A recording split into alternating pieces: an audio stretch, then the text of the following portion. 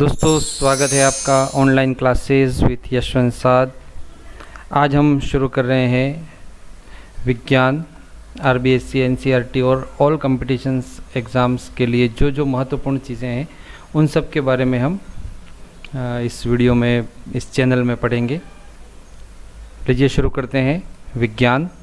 तो विज्ञान शुरू करने से पहले विज्ञान क्या है और इसको हमें पढ़ना क्यों ज़रूरी है, ये जानकारी हमें ज़रूर होनी चाहिए। तो लीजिए विज्ञान की परिभाषा। विज्ञान का शाब्दिक अर्थ वस्तु का व्यवस्थित ज्ञान। कोई भी वस्तु हो उसका व्यवस्थित ज्ञान। वैसे हमको नॉलेज होता है हर चीज़ के बारे में, पर उसका व्यवस्थित ज्ञान नहीं होता। तो विज्ञान का अर्थ ये नॉर्मल पढ़ें तो इसका अर्थ होता है कि किसी भी वस्तु का व्यवस्थित ज्ञान होना विज्ञान है। विज्ञान शब्द की उत्पत्ति लैटिन भाषा के शब्द जो आपके सामने स्क्रीन पर है SKIENTIA इससे हुई। इससे साइंस शब्द बना हमारा, जो अंग्रेजी में हम जानते हैं साइंस शब्द, इस शब्द से बना है, जिसका अर्थ है ज्ञान या जानना।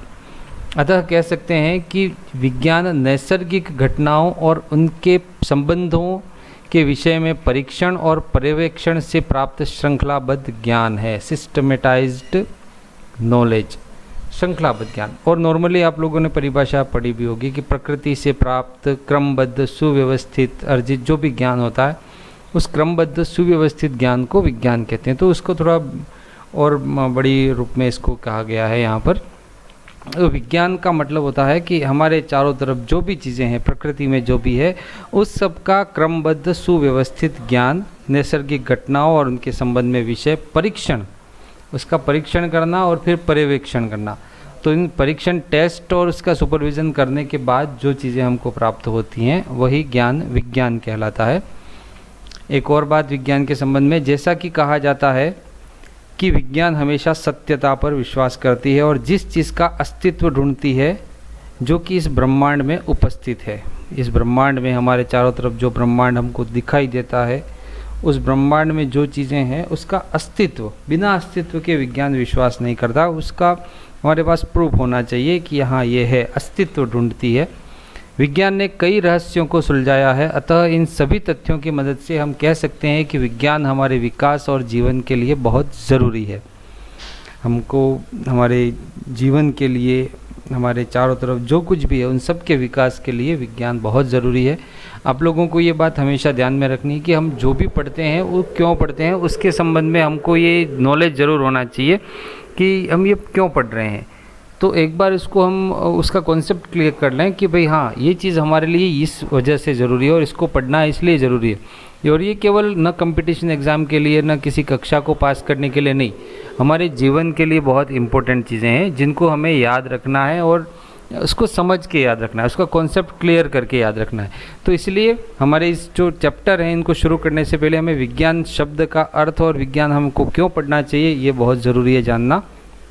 तो विज्ञान से एक हमारा दृष्टिकोण है वो उस तरह का हो जाता है कि हम हर चीज़ के बारे में क्यों, कैसे, कहाँ, ये सब चीज़ें अगर एक जिज्ञासा अगर मन में जागती है तो हमारा विज्ञान पढ़ना सार्थक है। तो विज्ञान हमारे मन में उस जिज्ञासा को पैदा करने का भरसक प्रयास करती है। आइए चलते हैं विज्ञान की ओर। और विज्ञान में आज का हमारा जो टॉपिक रहेगा, आज का हमारा पाठ रहेगा, वो रहेगा भोजन और मानव स्वास्थ्य। जो इस भोजन और मानव स्वास्थ्य में हम पढ़ेंगे उसको हम एक बार देख लेते हैं। एक तो हम पढ़ेंगे, इसका जो पाठ का नाम है भोजन, और एक पढ़ेंगे मानव स्वास्थ्य। तो दोनों को अलग अलग भागों में बांट करके पढ़ेंगे जिससे और अच्छी हमको सुविधा हो समझने में भी। भोजन के अंतर्गत हम पढ़ेंगे संतुलित और असंतुलित भोजन, कुपोषण और विभिन्न पोषक तत्वों की कमी से हमारे शरीर पर क्या प्रभाव पड़ते हैं, भोजन क्यों ज़रूरी है। ये हमारे मूलभूत आवश्यकताओं में से एक आता है। जैसे हमको भोजन, कपड़ा और मकान, तो उसमें मूलभूत आवश्यकता में जीवित रहने के लिए हमको भोजन की ज़रूरत होती है। और भोजन से ही जुड़ा होता है हमारा स्वास्थ्य। तो भोजन से संबंधित जो स्वास्थ्य है उसमें पढ़ेंगे मोटापा, रक्तचाप, नशीले पदार्थ जिसमें गुटखा, तंबाकू, मदिरा, अफीम, अन्य नशीले पदार्थ और दवाओं का दुरुपयोग जो होता है। फिर खाद्य पदार्थों में मिलावट के दुष्प्रभाव मानव स्वास्थ्य पर क्या पड़ते हैं, इन सब चीज़ों को हम पढ़ेंगे। तो लीजिए शुरू करते हैं भोजन एवं मानव स्वास्थ्य, जिसका सबसे पहला है भोजन। पोषण जीवन का आधार है। बिना पोषण के जीवन संभव नहीं है, बिना भोजन के जीवन संभव नहीं है। भोजन से ही हमको पोषक तत्व मिलते हैं और उसी से ऊर्जा मिलती है। तो इसलिए पोषण जीवन का आधार है। अच्छे स्वास्थ्य के लिए संतुलित भोजन की आवश्यकता होती है। अगर हमको हमारा स्वास्थ्य अच्छा रखना है, स्वास्थ्य की भी को भी हम समझें तो स्वस्थ यानी स्व में स्थित रहना। अब स्व में स्थित रहने का मतलब ये होता है कि हमें जब हमारे शरीर में कहीं पर भी कुछ प्रॉब्लम ना दिखे और हमको कहीं ध्यान हमारा शरीर की तरफ ना जाए कि आँख दुख रही, कि पेट दुख रहा है, कि हाथ दुख रहा है, तो वो स्वास्थ्य में आता है। अगर हम स्वस्थ हैं तो हमारा ध्यान शरीर के किसी अंग पर नहीं जाएगा। तो स्व में स्थित रहना, स्वस्थ और स्वास्थ्य, ये जो शब्द है उसका अर्थ होता है। तो अच्छे स्वास्थ्य के लिए संतुलित भोजन की ज़रूरत होती है। संतुलित भोजन में कार्बोहाइड्रेट, वसा, विटामिन, प्रोटीन, खनिज लवण और जल उचित मात्रा में होते हैं। संतुलित भोजन का अर्थ होता है कि हमारे शरीर को जो चीज़ें चाहिए वो जितनी चाहिए उतनी मात्रा में हो। ठीक है, ये संतुलित भोजन का मूल अर्थ होता है कि हमारे शरीर को जो भी वस्तु, जो भी भोजन, जो भी पोषक तत्व चाहिए वो उतनी मात्रा में हमारे भोजन में है तो हमारा भोजन संतुलित भोजन है। अगर उतनी मात्रा में वो पोषक तत्व नहीं है, जैसे हमने भी पढ़ा कि कार्बोहाइड्रेट, वसा, विटामिन, प्रोटीन, खनिज लवण और जल, ये अगर उसकी जो मात्रा होनी चाहिए उस मात्रा में नहीं है तो इसका मतलब होता है कि हम संतुलित भोजन नहीं कर रहे। तो संतुलित भोजन का अर्थ है जितने भी पोषक तत्व हैं वो सभी उचित मात्रा में हो। और ये जो पोषक तत्व है इसको याद रखने के लिए एक ट्रिक है दोस्तों, काववी पोखज। का मतलब होता है कार्बोहाइड्रेट, व का मतलब वसा, वी का मतलब विटामिन, पो का मतलब प्रोटीन, ख का मतलब खनिज लवण और ज का मतलब जल। ये हमारे संतुलित भोजन के मुख्य अवयव हैं जो होने चाहिए और जो हमारे शरीर के लिए बहुत ज़रूरी हैं। काववी पोखज, अब इतना याद कर लेंगे तो आपको आगे पढ़ने में और ज़्यादा आसानी रहेगी। काववी पोखज हमारे पोषक तत्व। संतुलित और असंतुलित भोजन।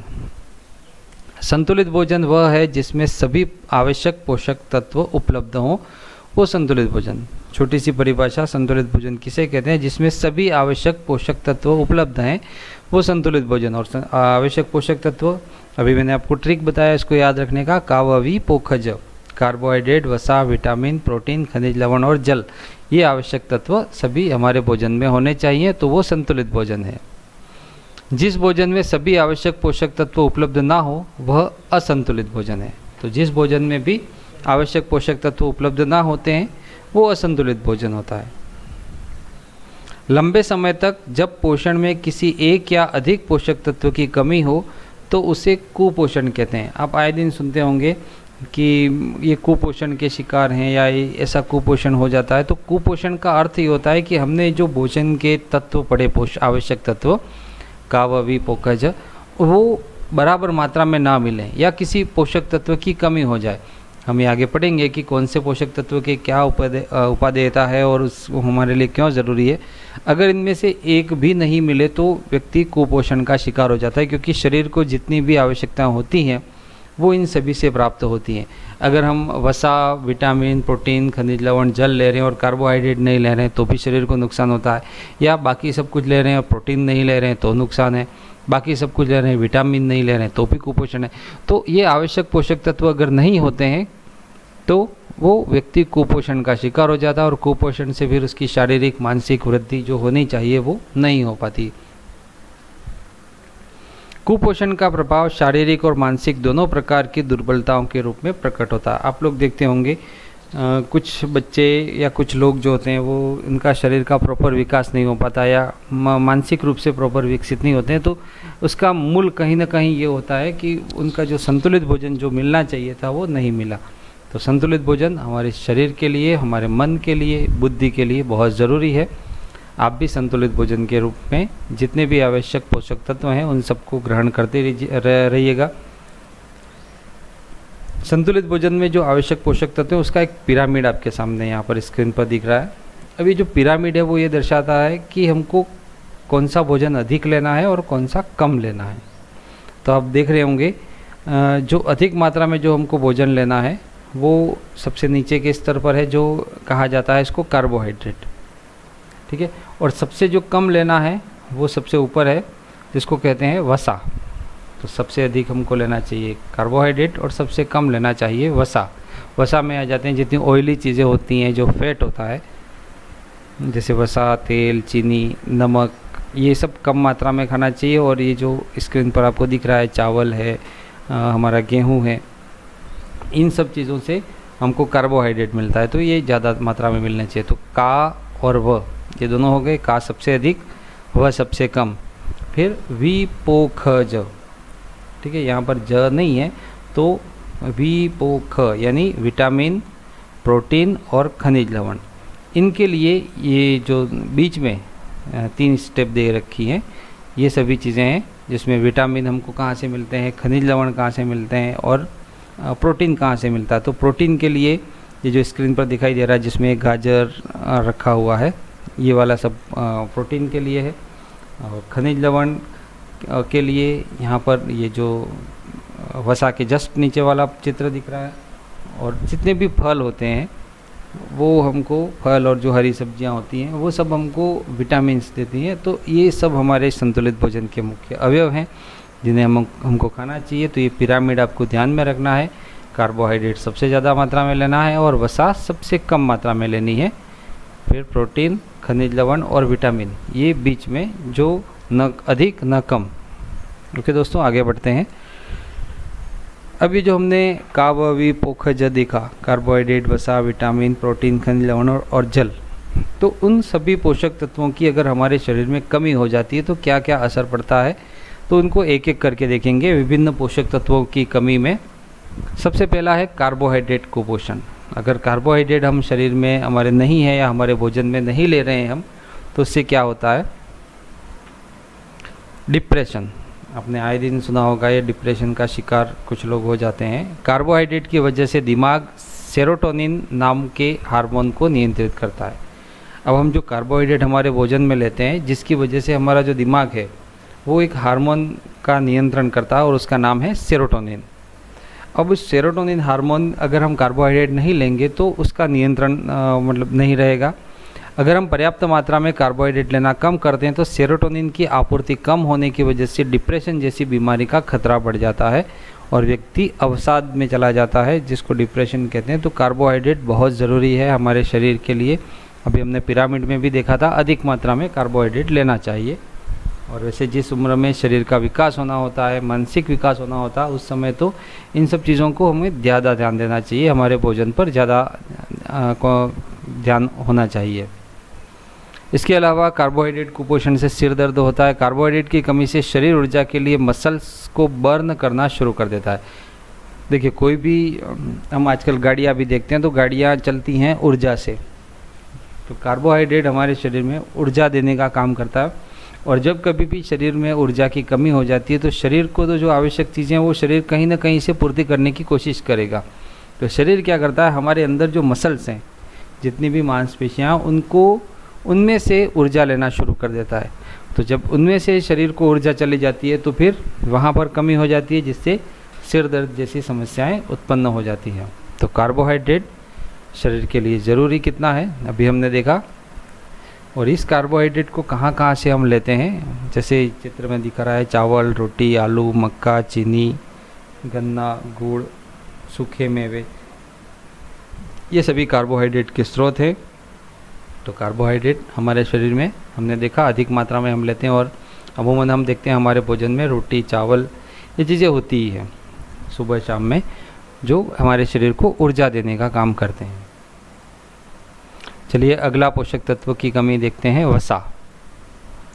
वसा जैसे अभी हमने देखा कि वो कम मात्रा में लेना चाहिए, जो पिरामिड हमने देखा था, परंतु लेना ज़रूरी है। चाहे वो अधिक ना लें, पर कम मात्रा में भी हमारे शरीर में ज़रूरी है। क्यों ज़रूरी है? वसा की कमी लंबे समय तक रहे तो शारीरिक भार में कमी आ जाती है। अगर ये वसा हमारे शरीर में जितनी चाहिए उतनी इस शरीर को नहीं मिल पाए तो फिर शरीर का जो वज़न है वो कम होता जाता है। वसा में घुलनशील विटामिन ए, डी, ई और के, हम विटामिन के बारे में भी आगे पढ़ेंगे, जो हमारे भोजन का आवश्यक तत्व हैं संतुलित भोजन का। तो जो विटामिन होते हैं वो वसा में कुछ घुले हुए रहते हैं, सूक्ष्म मात्रा में होते हैं। तो जब वसा नहीं लेंगे तो उसके अंदर जो विटामिन कुछ मिलते हैं हमको, ए, डी, ई और के, वो भी नहीं मिल पाएंगे, तो उसकी कमी के लक्षण भी दिखाई देने लगते हैं। प्रोटीन अपना मुख्य निर्माणात्मक कार्य छोड़ करके ऊर्जा देने में लग जाती है। अब शरीर का जो ऊर्जा देने का काम है वो वसा का, कार्बोहाइड्रेट का काम है।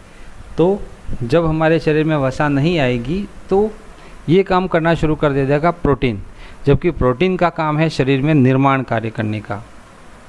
ठीक है, शरीर का जो विकास होना है, शरीर के जितने अंदर टूट फूट मरम्मत का काम है, ये सब काम प्रोटीन का काम है। तो प्रोटीन फिर वहाँ का काम छोड़ करके ऊर्जा देने में लग जाएगा। जब प्रोटीन उसका खुद का काम छोड़ करके इधर ऊर्जा देने में लगेगा तो उसके खुद का काम नहीं हो पाएगा, यानी शरीर के निर्माण का काम नहीं हो पाएगा, जिससे प्रोटीन की कमी के लक्षण दिखाई देने लगते हैं। तो हर चीज़ की अपनी एक वैल्यू है, काव भी पोखज की। जैसे कार्बोहाइड्रेट का क्या काम है, वसा का क्या काम है, तो सबका अपना अपना काम होता है, तो उनके लिए उन चीज़ों को लेना ज़रूरी होता है। वसा की कमी से पाचन तंत्र प्रभावित रहता है और कब्ज रहने लगती है। हमारे शरीर का पाचन तंत्र इससे प्रभावित होता है और कब्ज की प्रॉब्लम शुरू हो जाती है वसा की कमी से। वसा की अत्यधिक कमी से व्यक्ति हड्डियों का ढांचा मात्र रह जाता है, एकदम सूख जाता है व्यक्ति जब वसा की बहुत ज़्यादा कमी हो जाती है तो, और वो केवल हड्डियों का ढांचा दिखने लगता है। वसा के स्रोत, वसा कहाँ कहाँ से हमको प्राप्त होती है, ये इस पिक्चर में आपको दिखाई देगा। और ज़्यादातर जितनी भी ऑयली चीज़ें हैं उन सब में वसा होता है, पर वसा हमको इतना अधिक भी नहीं खाना चाहिए, कम मात्रा में, पर कम मात्रा में ज़रूरी है हमारे शरीर में। चलिए अगला पोषक तत्व की कमी पढ़ते हैं, विटामिन कुपोषण। यह भोजन का सूक्ष्म भाग है परंतु स्वास्थ्य की दृष्टि से अति महत्वपूर्ण है। बहुत सूक्ष्म मात्रा में ये चाहिए, परंतु स्वास्थ्य के लिए बहुत ज़रूरी है विटामिन। आगे एक आपको तालिका दिखाई जाएगी और उस तालिका में आपको बताया जाएगा कि उस विटामिन जो हमारे शरीर में ज़रूरी हैं, उन विटामिनों की कमी से क्या क्या प्रॉब्लम्स हो जाती है। तो चलिए देखते हैं। सबसे पहला है विटामिन कुपोषण में विटामिन ए, और विटामिन ए जो है उसमें रेटिनॉल पाया जाता है और उसकी कमी से रतौंधी नामक बीमारी हो जाती है। और रतौंधी का अर्थ होता है कि कम प्रकाश या रात में दिखाई नहीं देना। विटामिन ए की कमी से रतौंधी नामक रोग होता है और उस रोग से व्यक्ति को कम प्रकाश जब हो या रात्रि का समय हो उस समय दिखाई देना बंद हो जाता है, दिखाई नहीं देता या कम दिखाई देता है विटामिन ए की कमी से। और विटामिन ए आँखों के लिए बहुत ज़रूरी होता है, हमको शरीर में ज़रूरी है ये। दूसरा है विटामिन B12 जिसमें थायमिन पाया जाता है, और जब विटामिन B12 नहीं मिलता है तो शरीर में बेरी नामक रोग हो जाता है। और ये जो बेरी रोग है उसमें हृदय की धड़कन कम हो जाती है, पेशियाँ और तंत्रिकाएं कमज़ोर हो जाती हैं। अगला विटामिन है विटामिन B2 जिसमें राइबोफ्लेविन नामक तत्व पाया जाता है, और ये अगर नहीं मिले विटामिन B2 तो जब बीमारी जो हो जाती है उसको कहा जाता है राइबोफ्लेविनोसिस। और इस बीमारी के लक्षण है मुख के किनारे और होंठ की त्वचा फट जाती है, और जो हमारी स्मृति है, मेमोरी है, उसमें भी कमी आ जाती है। अगला है विटामिन B3 जिसमें नियासिन होता है, और इसकी कमी से, विटामिन B3 की कमी से पेलेग्रा नामक रोग हो जाता है, और उसमें होता है जीभ और त्वचा पर पपड़ियाँ जमना। हमारी जो जीभ है, टंग है, उसके ऊपर और हमारी स्किन के ऊपर पपड़ियाँ जमना शुरू हो जाती है, पिपड़ियाँ पड़ जाती हैं। अगला है विटामिन C जिसमें एस्कॉर्बिक अम्ल होता है, और उसकी कमी से हो जाता है स्कर्वी रोग जिसमें मसूड़ों से खून आता है, त्वचा पर चकत्ते बनना शुरू हो जाता है। फिर है विटामिन D। विटामिन D में होता है कैल्सिफिरोल, और उसकी कमी से हो जाती है रिकेट्स रोग। और रिकेट्स रोग में पैरों की हड्डियां मुड़ जाती हैं और घुटने पास आ जाते हैं। ये कुछ विटामिन जो अपने बुक में दे रखे हैं उनके बारे में हमने पढ़ा, A, B12, B2, B3, C और D। अब इसको याद रखने का थोड़ा तरीका समझ लेते हैं हम। कुछ विटामिन है जैसे विटामिन D, तो D यानी हड्डी, ठीक है, हड्डी से संबंधित। और विटामिन D की कमी से रिकेट्स रोग हो जाता है जिसमें पैरों की हड्डियां मुड़ जाती हैं, हड्डियां कमज़ोर हो जाती हैं।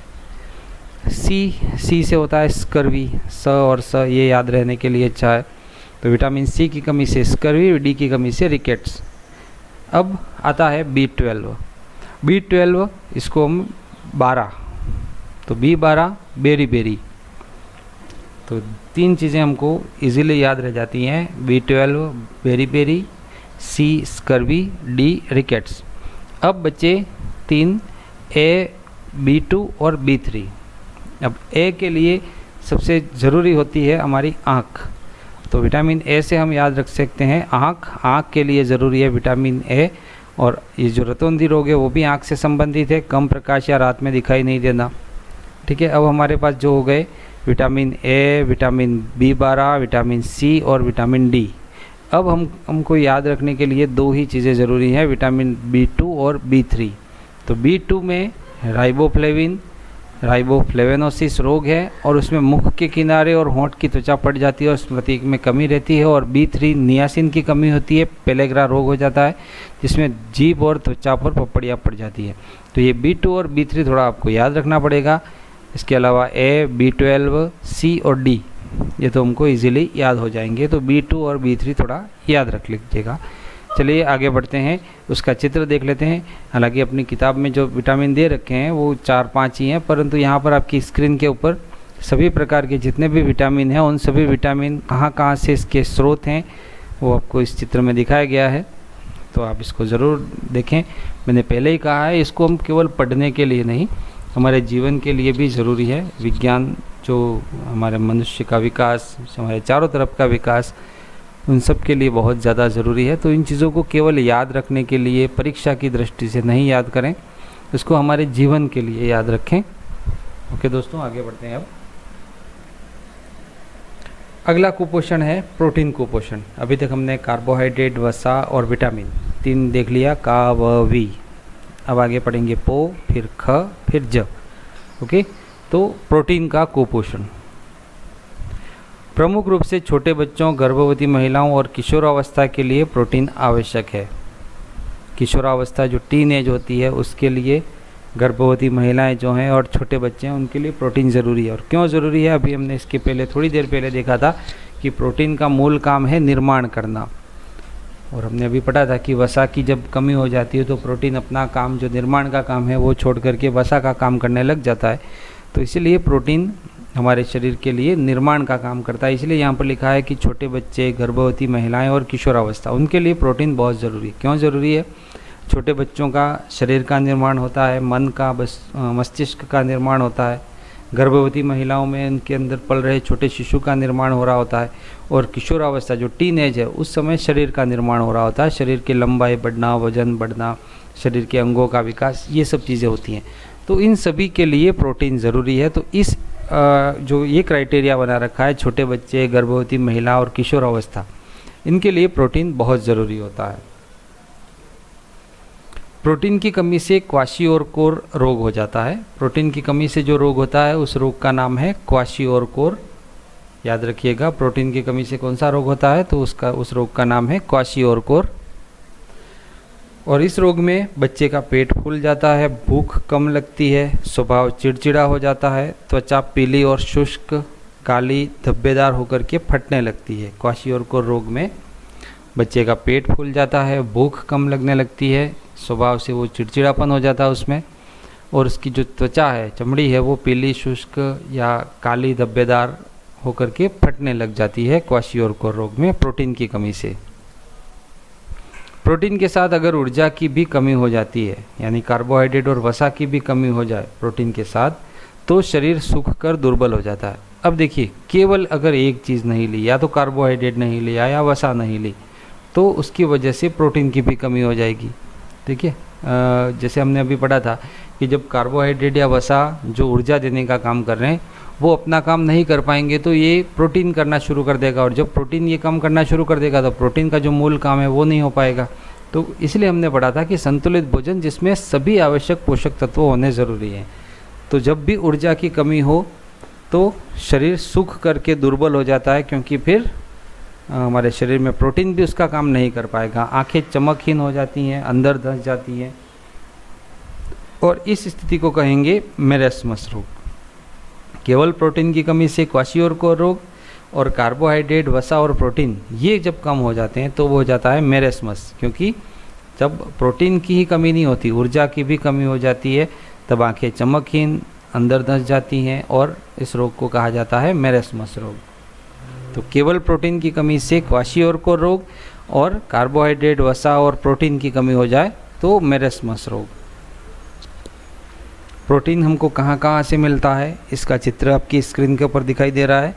आप ज़रूर प्रोटीन को लें, क्योंकि शरीर के निर्माण के लिए प्रोटीन बहुत ज़रूरी होता है। अगर आप शारीरिक श्रम ज़्यादा नहीं कर रहे हैं तो ऊर्जा की आवश्यकता कम है, प्रोटीन की आवश्यकता ज़रूरी है। प्रोटीन शरीर के निर्माण का काम करता है। चलिए अगला है खनिज कुपोषण। अभी तक मैं फिर से याद दिला दूं आपको, का, व, वी, पो ये हमने पढ़ लिया। कार्बोहाइड्रेट, वसा, विटामिन और प्रोटीन, 4 चीज़ें हो गई। अगला है खनिज लवण का कुपोषण। शरीर संचालन में खनिज लवण की भी महत्वपूर्ण भूमिका है। खनिज किसको कहते हैं, ये अगर आपने सामाजिक के वीडियो देखे हैं या सामाजिक पढ़ी है तो खनिज जो ज़मीन को खोद करके निकाला जाता है वो सब खनिज है। तो हमारे शरीर को भी खनिज की बहुत ज़्यादा ज़रूरत होती है, कम मात्रा में पर ज़रूरत होती है। लोह तत्व रुधिर की हीमोग्लोबिन का भाग होता है। ये आयरन कहा जाता है लोहे को। और हमारे शरीर में जो खून है उस खून में हीमोग्लोबिन जो बना होता है वो लोह तत्व से बना होता है, हीमोग्लोबिन का भाग होता है। इसकी कमी से चेहरा पीला पड़ जाता है। तो लोह तत्व शरीर में जो खनिज है वो ज़रूरी है हमारे खून के लिए। अगला है कैल्शियम। कैल्शियम हड्डियों को मजबूत बनाता है, इसकी कमी से हड्डियां कमज़ोर और भंगुर हो जाती हैं। तो खनिज में कैल्शियम लेना भी ज़रूरी है, और कैल्शियम की कमी से हड्डियां कमज़ोर और भंगुर हो जाती हैं। मैं इसमें एक बात और जोड़ना चाहूँगा कि जो छोटे बच्चे होते हैं, आपको ध्यान हो तो वो जो स्लेट पर लिखने के लिए होता है या मिट्टी खाने का, ये जो काम होता है वो केवल तभी हो पाता है जब उनके शरीर में कैल्शियम की कमी हो, क्योंकि शरीर इसकी डिमांड करता है। हमारा शरीर है ना, वो जैसे ही जिस चीज़ की कमी हो, आपको जैसे ध्यान होना चाहिए कि आपको प्यास लगती है या भूख लगती है, जो भी चीज़ें होती है, तो शरीर में जिस चीज़ की कमी हो जाती है वो शरीर मांग करता है और फिर हम उस मांग की पूर्ति करते हैं। तो यहाँ पर जब शरीर में अगर कैल्शियम की कमी है तो उन बच्चों को या उन लोगों को मिट्टी खाने की इच्छा होती है, या जो स्लेट पर लिखते हैं उन चीज़ों को खाने की इच्छा होती है। तो ये जो इच्छा होने का कारण यही है कि शरीर में कैल्शियम की कमी है, और अगर उस कैल्शियम की कमी को दूर कर दिया जाए तो ये फिर ये जो भी चीज़ें खाते हैं वो खाने की इच्छा नहीं रहेगी। तो कैल्शियम शरीर के लिए बहुत ज़रूरी है। इसके आगे है आयोडीन। आयोडीन की कमी से थायराइड ग्रंथि की क्रिया मंद पड़ जाती है। हमारे गले के जो गला है उसमें ये थायराइड ग्रंथि होती है जो थायरोक्सिन हार्मोन स्रावित करने का काम करती है। और आयोडीन जो खनिज है उसकी अगर कमी हो जाए तो थायराइड ग्रंथि की क्रिया मंद पड़ जाती है, कम पड़ जाती है, जिससे गलगंड या घेंगा रोग हो जाता है। तो आप लोगों को ध्यान होगा कि हमको आयोडीन युक्त नमक खाने की सलाह दी जाती है, क्योंकि शरीर में आयोडीन की कमी नहीं होनी चाहिए। यहाँ पर आपको चित्र में कुछ खनिज लवण के सोर्स, कहाँ कहाँ से खनिज लवण मिलते हैं वो दिखाया दे रहा है। तो जितनी भी हरी सब्जियाँ हैं उन सभी में लगभग खनिज लवण पाए जाते हैं, और ये खनिज लवण उसकी जड़ें, जो सब्जियाँ उगती हैं उन सब की जड़ों से उन सब्जियों में जाता है, और वहाँ से हमको ये खनिज लवण प्राप्त होते हैं। चलिए अगला है प्रमुख खनिज तत्वों के स्रोत एवं कार्य। अभी हमने जो चित्र देखा था, जैसे सोडियम जो खनिज है वो नमक, मछली, मांस, अंडा और दूध, वहाँ से हमको प्राप्त होता है। नमक का सूत्र तो आपको सबको पता ही होगा, NaCl, सोडियम क्लोराइड। तो वो जो नमक है उसमें सोडियम की मात्रा होती है। फिर मछली, मांस, अंडा और दूध में सोडियम होता है। सोडियम का काम क्या है शरीर में? सोडियम है वो मांसपेशी का संकुचन करने में, तंत्रिकीय आवेश का संचरण करने में और विद्युत अपघटन और संतुलन बनाने का काम करता है। मांसपेशी का संकुचन, हमारी मांसपेशियां संकुचित होती हैं, फैलती हैं, ये काम करती हैं, और उसी वजह से हमारे हाथ पैर हिलने का काम करते हैं। जैसे हमारे हाथ को मुड़ाना है, पैर को मुड़ाना है, ये सब मांसपेशियों के संकुचन से ही होता है। तंत्रिकीय आवेश का संचरण का मतलब होता है कि जैसे हमको कहीं धूप लग रही है, गर्मी लग रही है, या ठंड लग रही है, या कहीं कांटा चुभ गया, पीन चुभ गई, ये सभी जो हमको बाहर से उद्दीपन है जितने भी होते हैं और उनके प्रति जब हम अनुक्रिया करते हैं तो इस उद्दीपन का जो पता चलता है हमको उस तंत्रिकीय आवेश के संचरण से ही पता चलता है। अन्यथा हम ऊपर देख रहे हैं और पैर में कुछ चुभ गया तो हमको थोड़ी नहीं पता, अगर हमको दिखता होता तो हम पैर वहाँ रखते ही नहीं, परंतु हम पैर में कुछ चुभा तो इस तंत्रिकीय आवेश के संचरण से हमको पता चला कि पैर में कुछ चुभा है। तो ये संकुचन तंत्रिकीय आवेश का संचरण, फिर विद्युत अपघटन और शरीर का संतुलन बनाने का काम सोडियम का है, ये बहुत ज़रूरी है शरीर के लिए। अगला खनिज तत्व है पोटेशियम।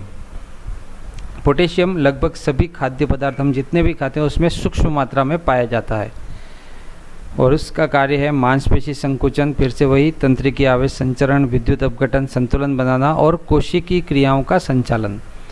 सोडियम और पोटेशियम में थोड़ा ही अंतर है इनके कार्य में। पोटेशियम में थोड़ा ज़्यादा कार्य है कोशिकीय क्रियाओं का संचालन। कोशिका की जितनी क्रियाएं हैं, हमारे शरीर की जो मूलभूत इकाई है या जिससे हमारा शरीर बना है वो कोशिका है। बहुत सारी करोड़ों अरबों नहीं गिन सकते उतनी कोशिकाओं से मिल करके हमारा शरीर बना है। एक छोटी सी कोशिका से शुरू होकर के इतना जो बड़ा शरीर है वो उन कोशिकाओं का ही संगठित रूप है। तो उन कोशिका की जो क्रियाएं हैं उनको संचालन करने का काम पोटेशियम का होता है। अगला खनिज है कैल्शियम, और कैल्शियम हमको मिलता है दूध, अंडा और हरी सब्जियों से। कैल्शियम का कार्य है विटामिन डी के साथ हड्डियों और दांतों को मजबूत बनाना। विटामिन डी, कैल्शियम, रिकेट्स रोग, आपको ध्यान होना चाहिए, हमने थोड़ी देर पहले पढ़ा था विटामिन डी की कमी से कौन सा रोग होता है, तो वो है रिकेट्स। तो इस कैल्शियम का मुख्य कार्य है विटामिन डी के साथ मिलकर के हड्डियों और दांतों को मजबूती देने का काम कैल्शियम का है। चलिए प्रमुख खनिज तत्वों के स्रोत और कार्य में अगला आप पढ़ते हैं फास्फोरस। फास्फोरस जो खनिज है वो हमको दूध, हरी सब्जियां, बाजरा, रागी, सूखे मेवे, यकृत और वृक्क में मिलता है और इसका कार्य है कैल्शियम के साथ हड्डी और दांतों को मजबूती देना। जैसे कैल्शियम का कार्य हमने अभी पढ़ा था वैसे ही इस फास्फोरस का भी काम वही है, पर कैल्शियम विटामिन डी के साथ मिलकर काम करता है और फास्फोरस है वो कैल्शियम के साथ मिलकर के काम करता है। अगला है लौह तत्व आयरन। ये यकृत, वृक्क, अंडा, मांस, रक्त, बाजरा, रागी, दही, सब्जियां, गाजर और गुड़ में अधिकांशतः पाया जाता है और लौह तत्व का कार्य है रुधिर में हीमोग्लोबिन का निर्माण करना और ऊतक ऑक्सीकरण करना। ऑक्सीकरण अपचयन की क्रिया हम आगे के पाठों में पढ़ेंगे। और कोशिकाओं से मिलकर के ऊतक बने होते हैं। बहुत सारी कोशिकाओं का जो समूह होता है उसको ऊतक कहते हैं। जैसे वो कोशिका हमने अभी थोड़ी देर पहले देखा था, तो बहुत सारी कोशिकाएं मिलकर के ऊतक बनाती हैं, फिर बहुत सारे ऊतक मिलकर के अंग, फिर अंग मिलकर के तंत्र, इस तरह से सिस्टमेटिक हमारा पूरा शरीर बना हुआ है। तो लौह तत्व का कार्य है एक तो खून में, हमारा जो खून है उसमें हीमोग्लोबिन का निर्माण करना और ऊतक ऑक्सीकरण में मदद करना, ऊतक ऑक्सीकरण करना, ये लौह तत्व का काम है। अगला है आयोडीन। अभी हमने पढ़ा था इसके बारे में। आयोडीन पाया जाता है नमक में, समुद्री भोजन में, हरे पत्ते वाली सब्जियां, लवण, जलीय मछली, जामुन और काला नमक, यहाँ पर आयोडीन पाया जाता है। और आयोडीन का कार्य है थायरोक्सिन हार्मोन का निर्माण करना। जो थायराइड ग्रंथि जो गले में पाई जाती है, उस थायराइड ग्रंथि से थायरोक्सिन हार्मोन का निर्माण करने का काम करता है। तो आयोडीन की कमी से थायरोक्सिन हार्मोन नहीं बन पाता है, जिसकी वजह से जो गलगंड या गेंगा रोग भी हो जाता है, हमने पढ़ा था थोड़ी देर पहले। ये है हमारे मुख्य खनिज तत्व। अगला है जल या पानी। हमने जो भोजन के मुख्य आवश्यक तत्व हैं उन सबको मैं फिर से रिपीट कर देता हूँ। काववी, पोखज, कार्बोहाइड्रेट, वसा, प्रोटीन, काववी, कार्बोहाइड्रेट, वसा, विटामिन, प्रोटीन, खनिज लवण और जल। तो जल हमारे शरीर के लिए कितना इम्पोर्टेंट है हम सभी जानते हैं। हम जल के उपयोग के साथ उसे प्रदूषित भी कर रहे हैं। जल का उपयोग तो कर ही रहे हैं, साथ में हम इसको प्रदूषित भी कर रहे हैं और इस तरह दुधारी तलवार से अपने जीवनदाता पर वार कर रहे हैं। दुधारी तलवार, जिस तलवार की तरफ दोनों धार हों, तो उसका उपयोग भी कर रहे हैं और ख़राब भी कर रहे हैं। तो दोनों काम कर रहे हैं, इसलिए यहाँ पर लिखा है कि दुधारी तलवार से उस जीवनदाता जो जल है हमारा, उसके ऊपर हम वार कर रहे हैं। पृथ्वी पर जल एकमात्र ऐसा पदार्थ है जो तीनों अवस्थाओं में पाया जाता है, ठोस, द्रव और गैस। बर्फ के रूप में ठोस अवस्था है, जल या पानी के रूप में द्रव अवस्था है, और वाष्प के रूप में, भाप के रूप में उसकी गैस अवस्था है। तो ये पानी ही एकमात्र ऐसा पदार्थ है जो पृथ्वी के ऊपर तीनों अवस्थाओं में पाया जाता है, ठोस, द्रव और गैस अवस्था में। जो जल हमें प्राप्त होता है उसमें कई तरह के कण और सूक्ष्म जीव होते हैं। उनमें से कुछ से हमको फ़ायदा होता है और कुछ हमारा नुकसान भी करते हैं। पानी में जो चीज़ें होती हैं, सूक्ष्म कण होते हैं या कोई सूक्ष्म जीव होते हैं, कुछ हमारे शरीर को फ़ायदा पहुंचाते हैं और कुछ नुकसान भी पहुंचाते हैं। पीने योग्य पानी के गुण और दूषित पानी के प्रभाव।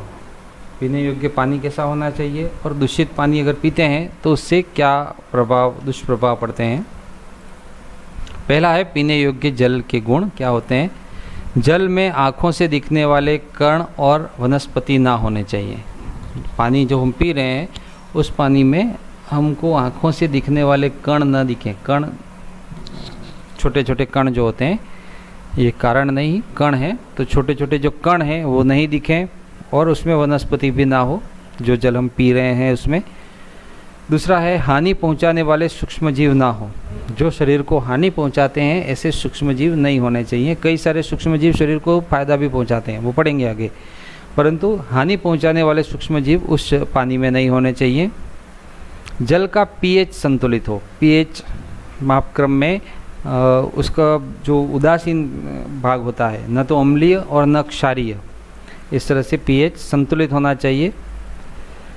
जल में पर्याप्त मात्रा में ऑक्सीजन घुली हुई होनी चाहिए।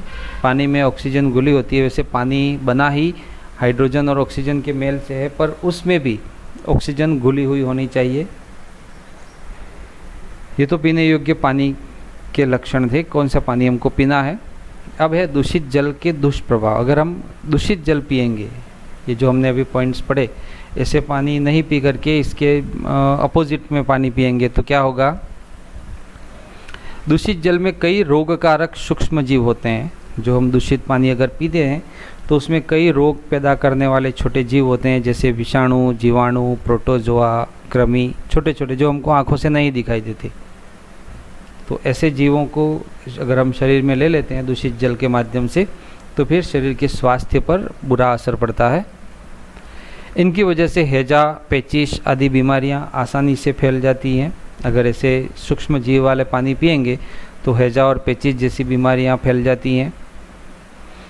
दूषित पानी से वायरल संक्रमण भी हो सकता है, जिसके कारण हेपेटाइटिस, फ्लू, कोलेरा, टाइफाइड और पीलिया जैसी खतरनाक बीमारियां भी होती हैं। अगर हम दूषित पानी पिएंगे तो उससे वायरल संक्रमण हो जाता है, जिसकी वजह से हेपेटाइटिस, फ्लू, कोलेरा, टाइफाइड और पीलिया जैसी बीमारियां भी हो जाती हैं। अगला है दूषित जल का दुष्प्रभाव। दूषित पानी से होने वाले नारू रोग की एक समय में राजस्थान में गंभीर समस्या थी। नारू रोग हालांकि आप लोग नहीं जानते होंगे, क्योंकि नारू रोग लगभग ये समाप्त हो चुका है। अब तो उस नारू रोगी को मिलने पर इनाम की भी घोषणा है कि अगर कोई नारू रोगी को ढूंढ कर लाएगा तो उसको इनाम भी मिलेगा, क्योंकि सरकारें और जो हमारे जो स्वास्थ्य मंत्रालय हैं वो उन्होंने बहुत काम किया इसके ऊपर और उस नारू रोग को ख़त्म कर दिया। नारू जो रोग था उसका रोग जनक ड्रैकनकुलस मेडिनेंसिस नामक कृमि है। एक कृमि है, कृमि जिसको कह सकते हैं अपन कीड़ा कह सकते हैं, जो लंबाई में होता है। उस ड्रैकनकुलस मेडिनेंसिस जो कृमि है उसकी मादा, नर और मादा दो तरह के कृमि होते हैं, तो उसकी जो मादा है वो अपने अंडे सदैव परपोषी मनुष्य के शरीर के बाहर जल में देती है।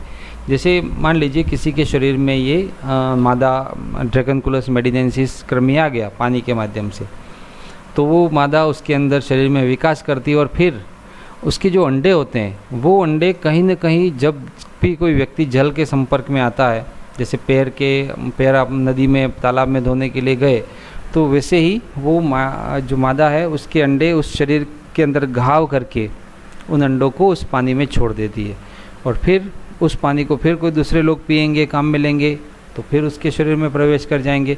इस तरह से ये रोग फैलता रहता है। ऐसे दूषित जल के उपयोग से यह रोग दूसरे लोगों में भी फैल जाता है। नारू रोग। नारू उन्मूलन प्रयासों से सन 2000 के बाद इसका कोई रोगी नहीं पाया गया है। 2000 सन के बाद अभी 2020 चल रहा है, तो इन 20 सालों में अभी तक कोई रोगी नहीं मिला नारू का।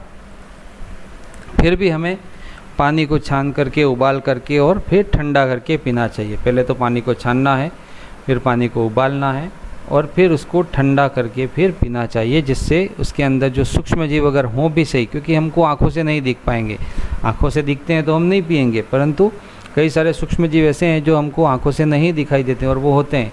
तो इनको अगर हम पानी को छान लेंगे तो भी कई सारे कम हो जाएंगे, फिर उबालेंगे तो उबालने से भी उस पानी के अंदर अगर सूक्ष्म जीव हैं तो वो मर जाएंगे, और फिर उसको ठंडा करके पिएंगे तो शरीर में कोई सूक्ष्म जीव नहीं जा पाएंगे। नदी, तालाब आदि में नहाने और कपड़े धोने की मनाही होनी चाहिए और समय समय पर इनकी सफाई भी होनी चाहिए, क्योंकि स्वच्छ जल है तो स्वस्थ कल है। तो नदी, तालाब, जहाँ कहीं भी खुले ऐसे पानी के स्रोत हैं तो वहाँ पर हमको भी साफ़ सफाई रखनी चाहिए, क्योंकि बीमारियों का ऐसा नहीं है कि किसी एक को हो जाएंगे दूसरे को नहीं होंगी। ये तो अगर एक को होती हैं तो कहीं ना कहीं किसी और संक्रमण के द्वारा, हवा के द्वारा, पानी के द्वारा, संपर्क के द्वारा कहीं ना कहीं ये फैल ही जाती हैं। तो इसलिए खुद के लिए भी और दूसरों के लिए भी ये स्वच्छता, साफ़ सफाई का ध्यान हमको ज़रूर रखना है। और एक चीज़ और मैं आपको बता दूं, जैसे हमने अभी ये जो हमने पढ़ा, कार्बोहाइड्रेट, वसा, विटामिन, प्रोटीन, खनिज, लवण और जल, ये जितनी चीज़ें हमारे शरीर को चाहिए, आपको कहीं ना कहीं ऐसा लगना चाहिए कि पृथ्वी के ऊपर ये जो चीज़ें हैं, उन चीज़ों की जो मात्रा पृथ्वी के ऊपर है वे उतनी ही हमारे शरीर को भी ज़रूरी है। जैसे जल हमारे शरीर के लिए जितना अधिक ज़रूरी है, पृथ्वी के लिए भी उतना ही ज़रूरी है। या पृथ्वी के ऊपर जितने पोषक तत्व जो हमने अभी खनिज के बारे में पढ़ा, कार्बोहाइड्रेट, वसा, ये जितनी भी चीज़ें पढ़ी, जिस तरह से ये पृथ्वी पर इनकी मात्रा है, ठीक वैसी ही मात्रा शरीर में भी होनी चाहिए। तो ये आपको कहीं ना कहीं ऐसा भी लगना चाहिए कि हमारा शरीर है वो पृथ्वी का एक छोटा पार्ट है, एक छोटा अंश। एक पूरी पृथ्वी को ले लें और एक हमारे शरीर को ले लें। जैसे लौह तत्व पृथ्वी के ऊपर जितना अधिक मात्रा में पाया जाता है, तो हमारे खून के अंदर जो हीमोग्लोबिन है उसमें भी लौह तत्व अधिक मात्रा में चाहिए। तो एक अनुपात के तौर पर देखें तो पृथ्वी एक बहुत बड़ा आकार और हमारा शरीर एक छोटा आकार। तो उस बड़े आकार में जितनी आवश्यक मात्रा में जो जो चीज़ें हैं, उतनी ही आवश्यक मात्रा में बाकी चीज़ें हमारे शरीर के लिए भी चाहिए। जल से शरीर को लाभ क्या क्या हैं? जल शरीर की समस्त उपापचय क्रियाएं को पूरा करता है। जितनी भी अपचय और उपचय की क्रियाएं हैं, उन सभी को पूरा करने का काम जल ही करता है। प्रतिदिन 8 से 10 गिलास पानी पीने से शरीर में रहने वाले जहरीले पदार्थ बाहर निकल जाते हैं। तो पानी हमको अधिक मात्रा में पीना चाहिए। 8 से 10 गिलास पानी प्रतिदिन पीना चाहिए, जिससे शरीर के अंदर जितने भी जहरीले पदार्थ अगर हैं भी सही, टॉक्सिक जितने एलिमेंट हैं, वो सभी शरीर से बाहर निकल जाएंगे अधिक मात्रा में पानी पीते हैं हम। तो शरीर में पर्याप्त मात्रा में पानी रहने से शरीर में चुस्ती और ऊर्जा बनी रहती है, थकान का एहसास नहीं होता। तो पानी जितना हो सके उतना पीना चाहिए। और मैं तो ये कहता हूँ कि एक टाइम टेबल बन जाना चाहिए कि इतनी बजे ये गिलास, इतनी बजे इतने गिलास। पानी जितना पिएं उतना अच्छा रहता है शरीर के लिए। तो हर 1 घंटे में चाहे प्यास नहीं भी लगती है तो भी पानी पी लेना चाहिए। पानी से शरीर में रेशे या फाइबर की मात्रा पर्याप्त बनी रहती है, जिससे रोग प्रतिरोधक क्षमता बढ़ती है और बीमारी का खतरा नहीं रहता। अगर हम ज़्यादा मात्रा में पानी पिएंगे तो हमारी जो इम्यूनिटी है, रोग प्रतिरोधक क्षमता है, वो भी बढ़ती है। और अगर रोग प्रतिरोधक क्षमता बढ़ेगी तो फिर बीमारियों का खतरा भी नहीं रहेगा।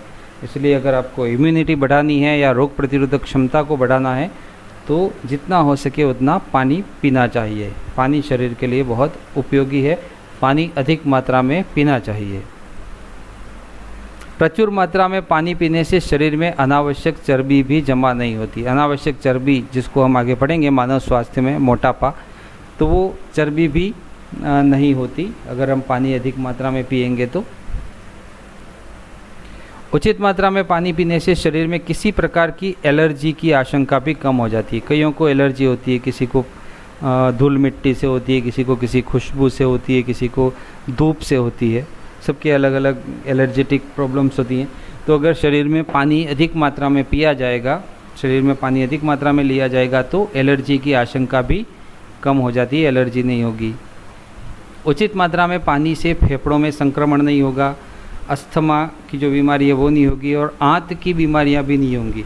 इंटेस्टाइन की बीमारी नहीं, अस्थमा नहीं, फेफड़ों में संक्रमण नहीं।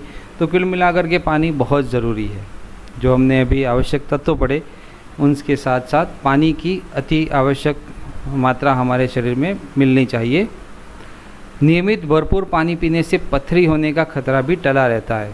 हमारे शरीर में जो स्टोन जम जाते हैं किडनी में या जो मूत्र नली है उसमें, तो उस पथरी होने का खतरा भी नहीं रहता है पानी भरपूर पीने से। पर्याप्त मात्रा में पानी पीने वालों को सर्दी जुकाम जैसे रोग भी नहीं घेरते और अधिक मात्रा में अगर आप पानी पिएंगे तो आपको सर्दी जुकाम जैसे रोग भी नहीं होंगे। तो पानी बहुत ज़रूरी है शरीर के लिए। पानी जितना हो सके उतना पिएं। दिन में आप जितना भी अधिक से अधिक पानी पी सकें उतना पानी पीना चाहिए। दोस्तों, आज के इस वीडियो में इतना ही। आपको ये वीडियो कैसा लगा प्लीज़ कमेंट कीजिएगा, लाइक कीजिएगा, शेयर कीजिएगा अपने दोस्तों के साथ। और अभी तक अगर आपने इस चैनल को सब्सक्राइब नहीं किया है तो प्लीज़ सब्सक्राइब कर दीजिएगा। मिलते हैं अगले वीडियो में। धन्यवाद।